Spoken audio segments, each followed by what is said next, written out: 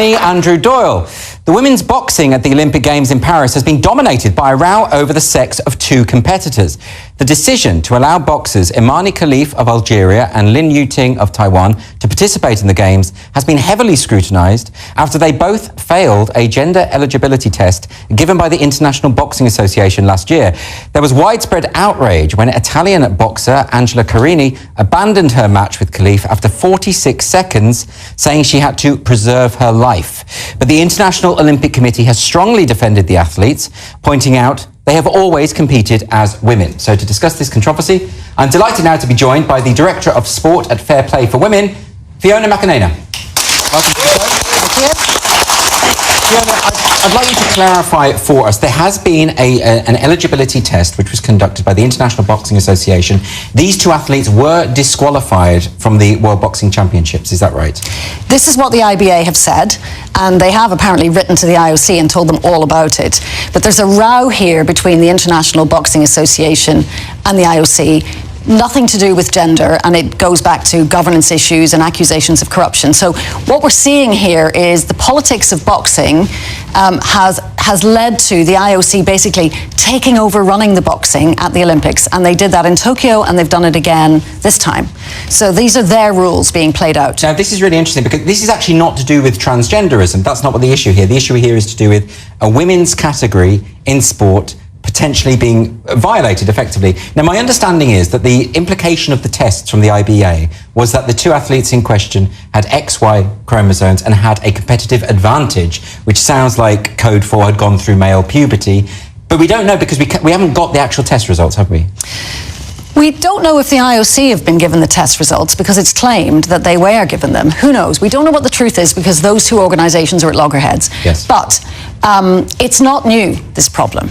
You know, if you go back to Rio in 2016, the Rio Olympics, in the 800 metres, all the medals went to athletes with the same condition we subsequently discovered, which is 46XY 5ARD. Caster Semenya was the gold medalist.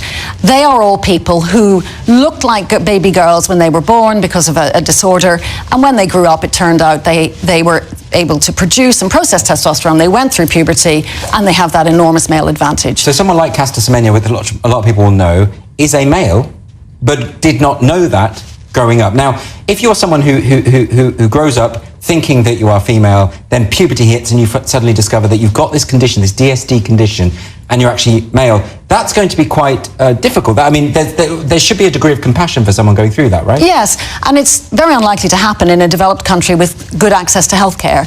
And that's one of the reasons why you tend to see these athletes coming out of much poorer countries where it's more likely to go in undetected for longer. So it's true, when the IOC says these people were born female, grew up female, what they mean is they were registered female at birth. And then, as you say, something happened, puberty typically, but whatever compassion we might have for the trauma that may cause, we also have to have compassion for the women who are having to fight against these people in the boxing.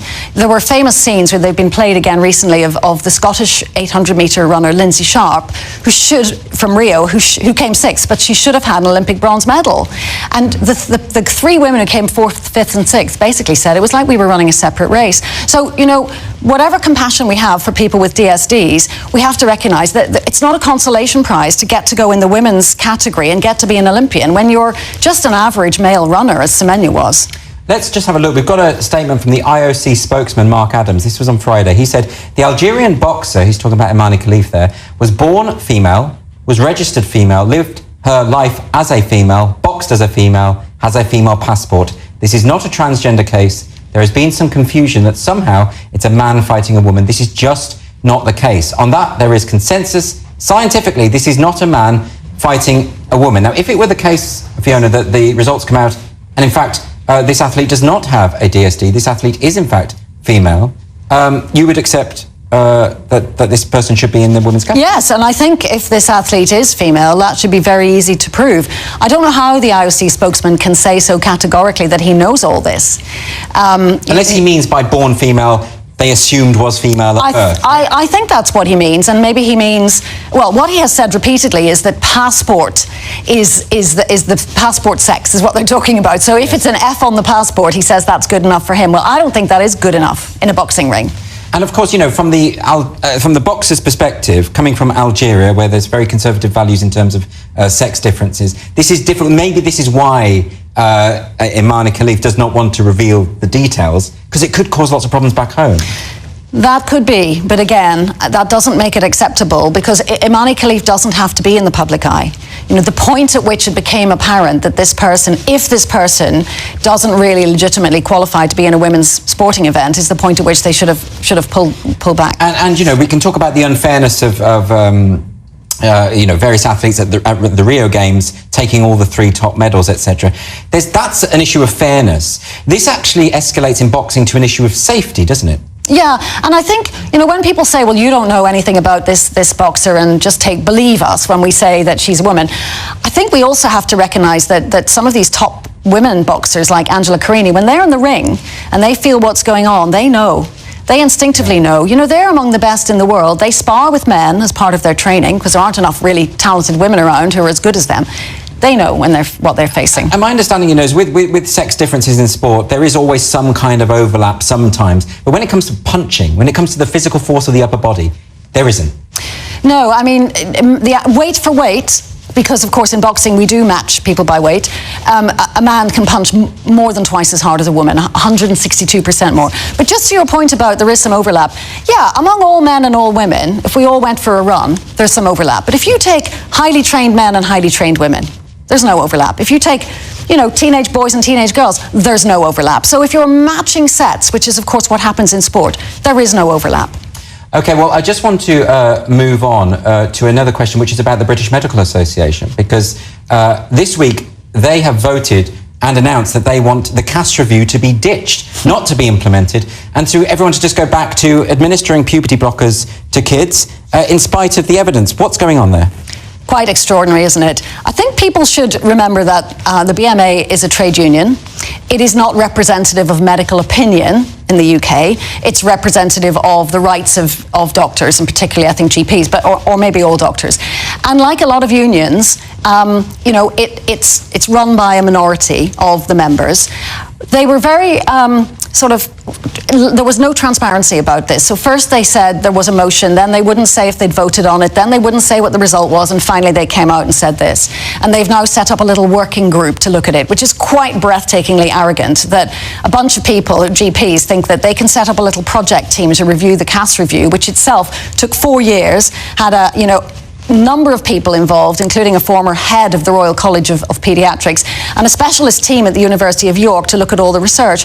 So I think what's going on is that some activists in the medical profession, and we all know there are such people, have decided that it's pretty uncomfortable that the gravy train is ending, and they voted on it and said we support transitioning children, which is pretty shocking. The ideology is a hell of a drug, you know, and I think a lot of these people are ideologically captured. But surely it must be the case that the majority of people in the BMA, the majority of doctors, understand the professionalism, the rigour that went into the CAS review, and to just dismiss all of that, I just don't understand. Well, I think if you're committed to a belief system rather than evidence, it really doesn't matter how much evidence there is. I mean, one other thing that should comfort people is that the Academy of Medical Royal Colleges, so all the real specialists, they collectively have put out a statement in response to the BMA's vote to say we stand behind this review and it should be implemented as soon as possible. Because we've had Wes Streeting in the Labour Party saying the Labour Party will be implementing the CAS review. I know there's been a lot of pushback from various medical bodies around the world, again dominated by activists, group like WPATH, for instance. Of course. Which is, as far as I can see, an activist body. Mm-hmm. But are you confident that ultimately the findings of the CAS review will win out, it will have global ramifications, and gender-affirming care will be a thing of the past? I think that there's a very strong push for the revenue streams to keep going. Private healthcare in the US is still going. I think the only thing that will stop that is lawsuits. The biggest problem with lawsuits is that they get timed out. So what happens is that by the time someone realizes that transition was a mistake, it may be 5, 6, 8 years down the line, and it's too late to bring a medical malpractice suit. So there's work going on in the US, not by us, but by people there, to try and get that changed, because I think until the money is stopped, I think there's still a great deal of interest in pursuing these treatments among some small proportion of the medical profession. Well, Fiona, thanks ever so much for coming on the show and sharing your thoughts. Really appreciate it.